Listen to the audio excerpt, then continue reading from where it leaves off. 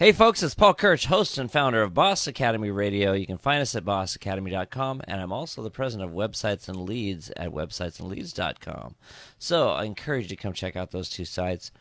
I want to talk to you today about, over the last year, I've been blessed to have the opportunity to take some improv classes here in Fort Worth. And there's an amazing theater here that was started by some guys almost 20 years ago. In fact, they're having their, 20th anniversary this year. And the classes, I got into it because I thought it's going to make me a better speaker. I'd read how a lot of thought leaders and people in business use improv to get better at, getting in front of an audience. So I thought, with what I do, it'd be perfect. What I've gotten out of it has been so much more. So many great lessons. And even though improv is a lot of fun, guaranteed laughs every week, I went through a really tough personal time last year. I knew that improv, every week I was guaranteed to have some lighthearted fun. Now I'm on a house team. I perform regularly at the theater here in town, and we also travel around the area and do some different shows. And I bring this up because improv has been great for my business. It's a great tool to help you develop. There's some strategies within improv that many of you may or may not be aware of. And one of the philosophies is yes and. Everything about improv revolves around this idea of yes and. And the concept is, if somebody comes out on stage and says, I'm a pink elephant, and the other person says, no, you're not, you're just Bob from accounting, you've shot down their idea, and you've kind of stolen this idea that could have been an amazing gift. You could have had this amazingly creative scene that now you've actually robbed from them. And so the idea of yes and, the reason it's important in business is, think about how many ideas have you heard somebody shoot down. Maybe you've had ideas that you brought up and somebody comes up with immediate objections why it won't work. Well, there are a lot of strategies in business where we can leverage this yes and philosophy, and your idea may not be perfect, but what if somebody takes and builds upon it?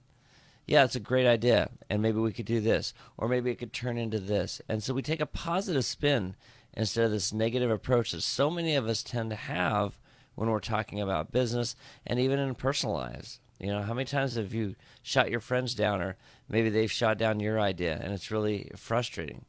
So yes and creates a lot of really opportunity for collaboration and creativity, and it also gives you the ability to adapt to situations where you put yourself in a position where you act as if you've already done that. You've already been there. You're already an expert in that area, and it gives you a lot of empowerment. So I'm going to be talking a lot more about improv as I do some of these videos, because it has made such an impact in my life. Like I said, it gave me some guaranteed laughs. But the best part about it is it helped me see that there's an opportunity to take some of those things that have come from improv and turn them into tools that are going to help you. Now, I think about my kids. I have two amazing kids. They're 5 and 7. And they absolutely love my improv team. And whenever they get a chance to watch us rehearse or perform, they just eat it up.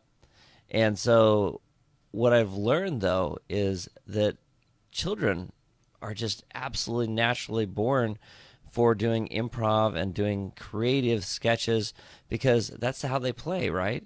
As adults, we often forget that.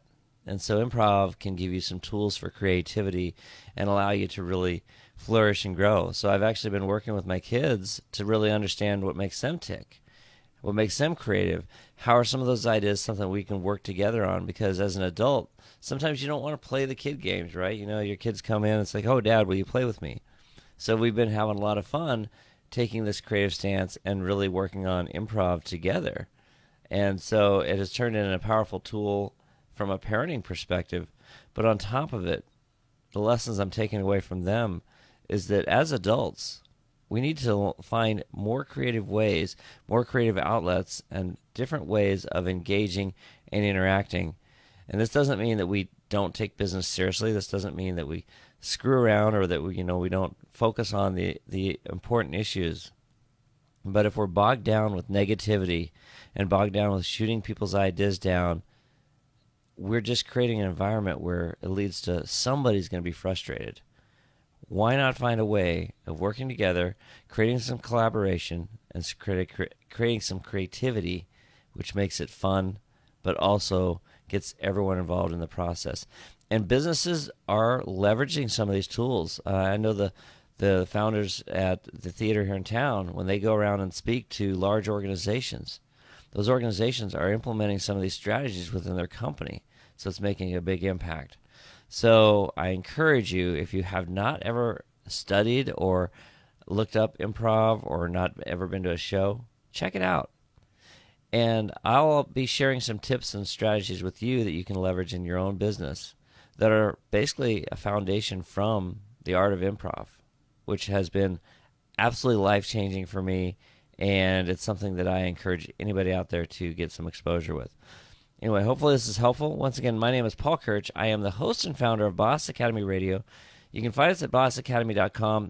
That is a show that's been running almost 3 years. I've had some amazing people on there like John Scully, the former CEO of Apple Computers, John Warlow, who wrote Built to Sell, Boss Rudin, two-time heavyweight world champion, UFC fighter. So I've had some amazing guests, and from them I've learned so much.